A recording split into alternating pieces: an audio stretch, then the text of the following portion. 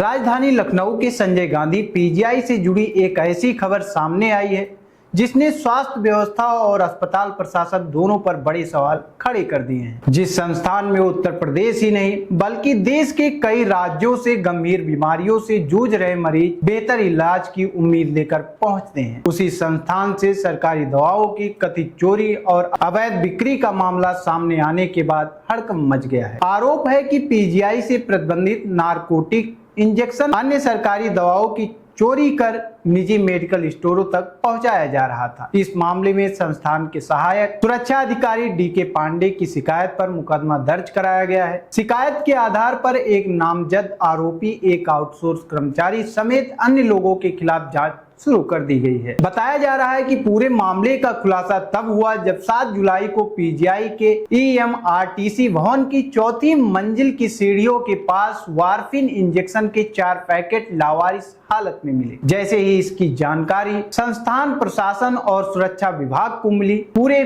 परिसर में अफरा तफरी का माहौल बन गया। इसके बाद सुरक्षा विभाग ने मामले की जांच शुरू की और कई बिंदुओं पर पड़ताल शुरू हुई। जांच के दौरान अभय मिश्रा नाम के व्यक्ति का नाम मुख्य आरोपी के तौर पर सामने आने की चर्चा है। आरोप है कि वह लंबे समय से सरकारी दवाओं की हेराफेरी और उन्हें बाहर बेचने वाले नेटवर्क से जुड़ा हुआ था। हालांकि अभी तक इन आरोपों की आधिकारिक पुष्टि नहीं हुई है और जांच पूरी होने के बाद ही पूरी तस्वीर साफ हो सकेगी। सूत्रों के मुताबिक जांच एजेंसियां अब यह पता लगाने में जुटी है क्या यह मामला केवल कुछ कर्मचारियों तक सीमित था या इसके पीछे कोई बड़ा संगठित नेटवर्क काम कर रहा था। जांच का दायरा अब दवाओं की stock, supply chain, record maintenance और सुरक्षा व्यवस्था तक बढ़ाया जा सकता है। आशंका जताई जा रही है कि दवाओं को अस्पताल से बाहर पहुंचाने में कुछ अस्थायी और आउटसोर्स कर्मचारियों की भूमिका हो सकती है। जांच एजेंसियां यह पता लगाने में जुटी हैं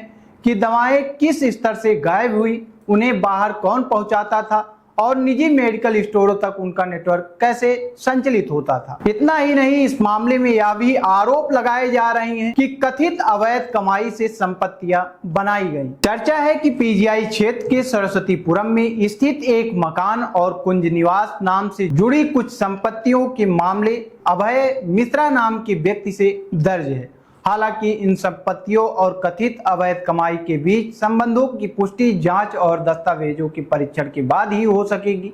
पीजीआई जैसे प्रतिष्ठित चिकित्सा संस्थान में दवाओं की चोरी का मामला बेहद गंभीर माना जा रहा है। सरकारी अस्पतालों में उपलब्ध कराई जाने वाली दवाएं मरीजों के इलाज का अहम हिस्सा होती है। ऐसे में ही यदि दवाओं की चोरी और अवैध बिक्री के आरोप सही पाए जाते हैं तो इसका सीधा असर मरीजों की सुविधाओं और स्वास्थ्य सेवाओं पर पड़ सकता है। मरीजों और उनके परिजनों का भरोसा ऐसे संस्थानों की सबसे बड़ी ताकत होती है। यही वजह है कि अब इस मामले में पारदर्शी जांच और दोषियों के खिलाफ सख्त कार्रवाई की मांग उठ रही है। स्वास्थ्य विभाग भी पूरे मामले को गंभीरता से लेते हुए हर पहलू की जांच में जुटा हुआ है। अब सबसे बड़ा सवाल यही है, क्या यह खेल लंबे समय से चल रहा था? क्या इसके पीछे कोई और बड़ा नेटवर्क काम कर रहा था? क्या इसमें किसी कर्मचारी या अधिकारी की मिली भगत थी? और सबसे बड़ा सवाल, सरकारी दवाएं आखिर अस्पताल से बाहर कैसे पहुंच रही थी? इन सभी सवालों के जवाब जांच पूरी होने के बाद ही